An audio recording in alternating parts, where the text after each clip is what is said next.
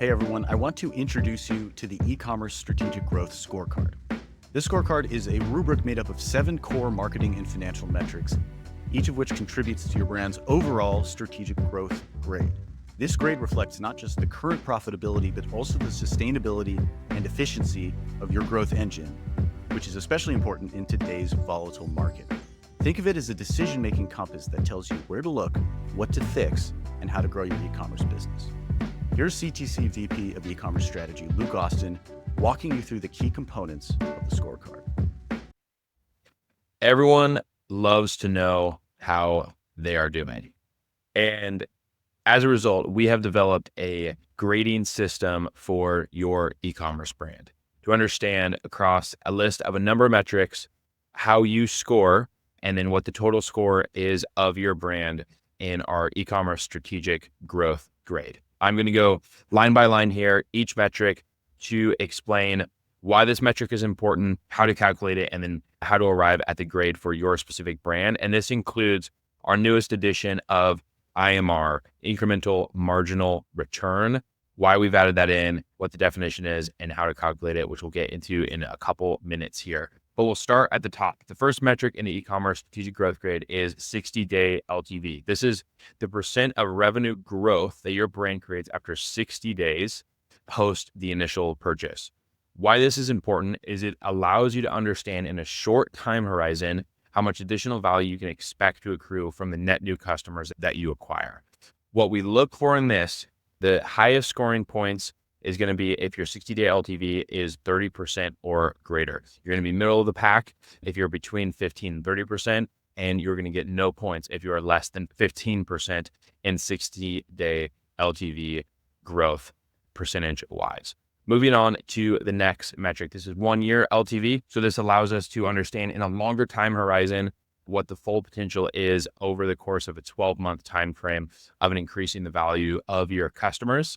This can be more unhelpful compared to 60-day LTV because most brands can't wait 12 months to realize the value of their customers, right? Being able to deploy capital and then wait 12 months to be able to realize the return or the margin off of those dollars is typically too long a time horizon.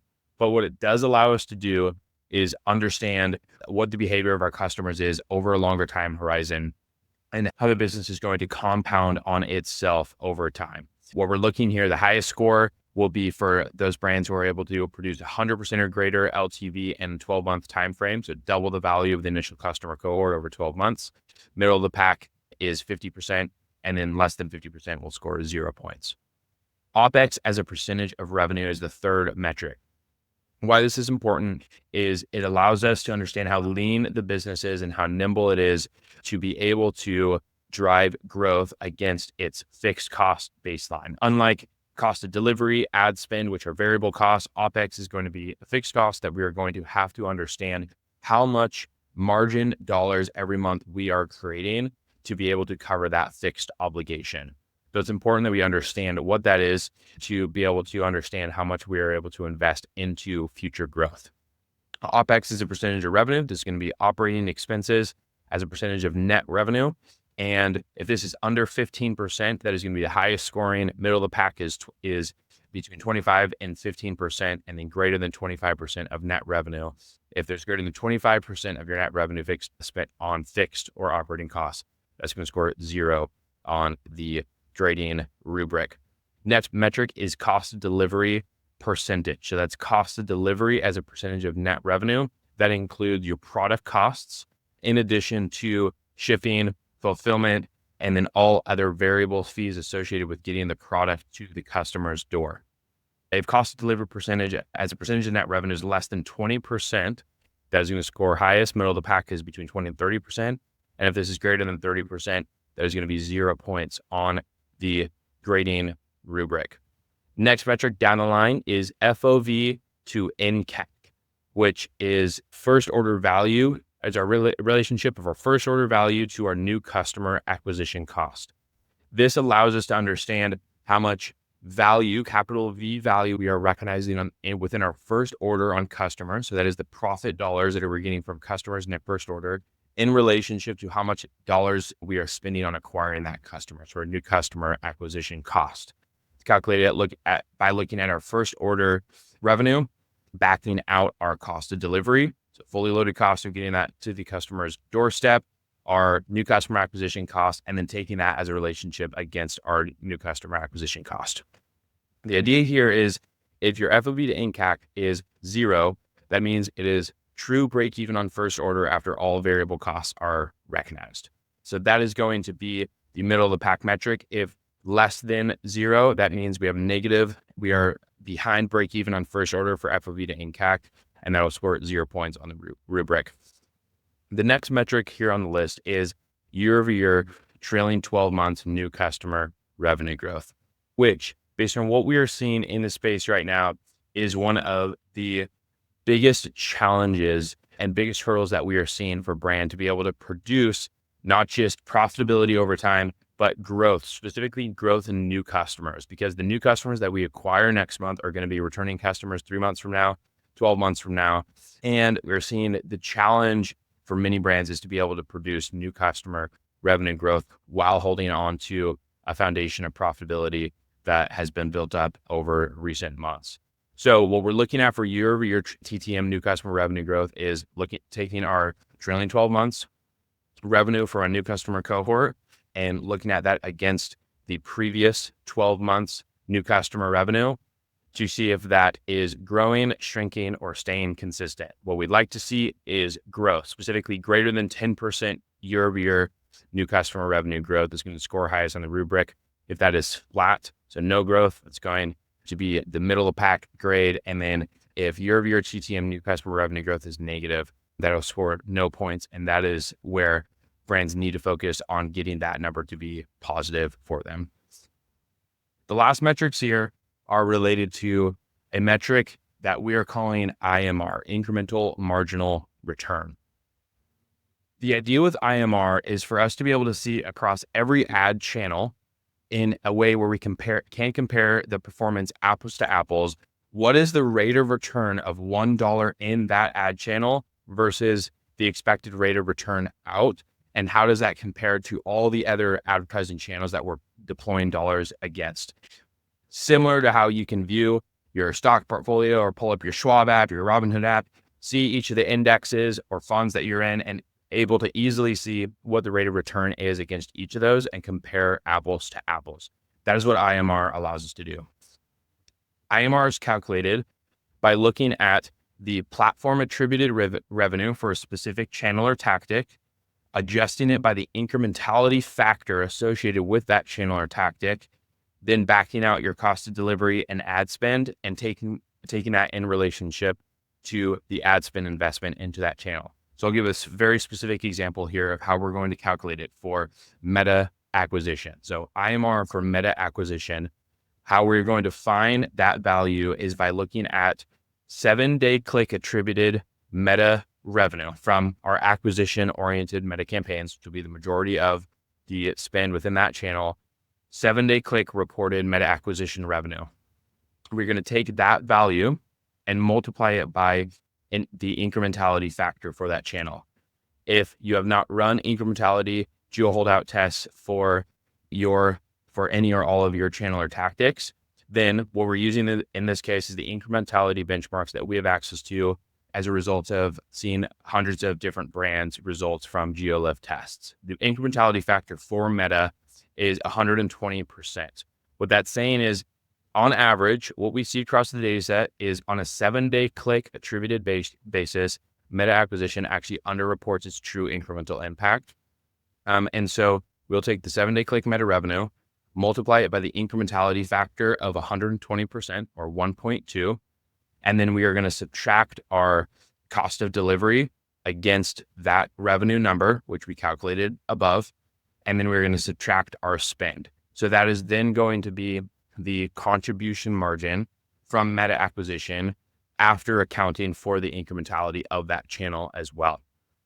Then we take that number and we divide it by the spend from that channel to understand contribution margin from Meta after adjusted for the incrementality factor. What is the return relative to the amount of spend that we have invested into that channel? Now, what is the number that we are looking for here? Well, how we've created these benchmarks is on the grading rubric, you're going to score highest if you're greater than 25%. If you're between 15 and 25%, you'll get 1 point, and you'll get 0 points if you're less than 15%. So the question becomes, why is 15% the minimum acceptable rate of return in terms of how we've built this? Well, the idea for this is really built around what the cost of capital or what the hurdle rate is for many brands. And there's a trade-off, there's an opportunity cost in any ad, at any dollar that we deploy in not just each of the ad channels, but the opportunity cost associated with deploying those dollars elsewhere. And so it's worth a bit of an exercise if that hurdle rate hasn't been identified for your brand specifically. But understanding the cost of capital in the space right now relative to where interest rates at, the risk associated with the various investment decisions.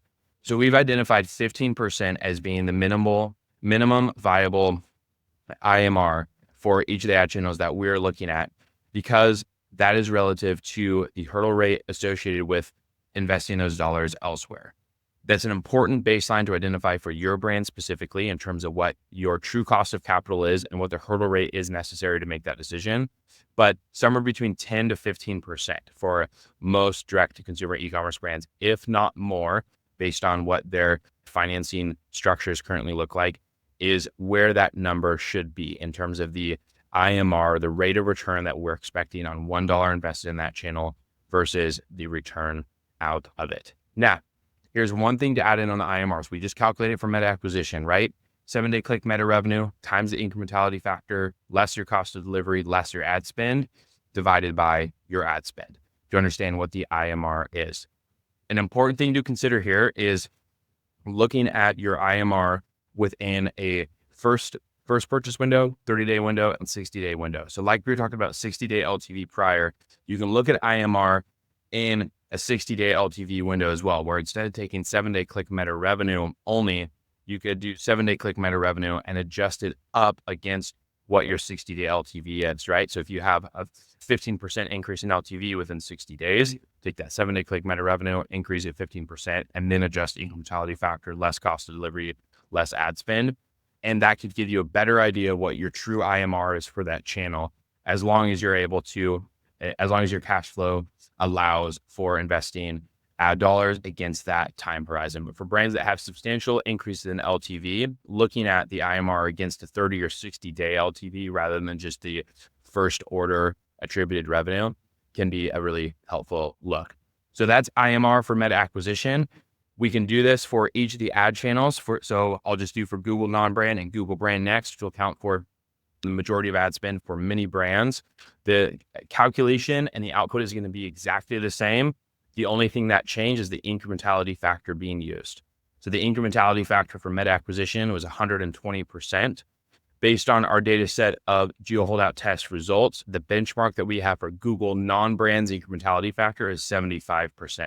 So just like we calculated Meta's IMR, it is going to be Google non-brands reported revenue times a 75% incrementality factor, or 0.75, less your cost of delivery, less your spend, divided by your spend. That gets you to your IMR. And the next one is the IMR for Google brand. The incrementality factor benchmark for Google brand is 30%. So same function as for meta acquisition and Google non-brand. We're going to take Google brand reported revenue times a 30% incrementality factor, or a 0.3, less cost of delivery, less spend, divided by spend. The beautiful thing now is for meta acquisition, Google non-brand, and Google brand, we have an IMR number, an IMR percentage that we can compare each of these channels to apples. And we can see, okay, let's say Meta's IMR landed at 20%, Google non-brands landed at 14%, and Google brand landed at 17%. We are able to quickly see how each of these channels are performing relative to one another and where the next best dollar is spent in terms of the return expected against that dollar invested. That's the e-commerce strategic growth grade. Hope you got the grade that you were looking for. Once you've calculated your score, you'll receive a final grade from A to F. If you got an A, then you're probably thriving. If you're a unicorn, you got nothing to worry about. If you get a B, you're in a great position and you've probably got the resources and systems to improve your score. So take advantage of that. If you got a C, D, or F, and this might be hard to hear, your business may not be in a sustainable position, and it's going to take a lot of work to make reality match your vision for your business. Whatever your score, you've now got something really valuable, a rubric for understanding where your business truly stands. And that's the first step toward building the future you want. Scroll down to download the scorecard and get started.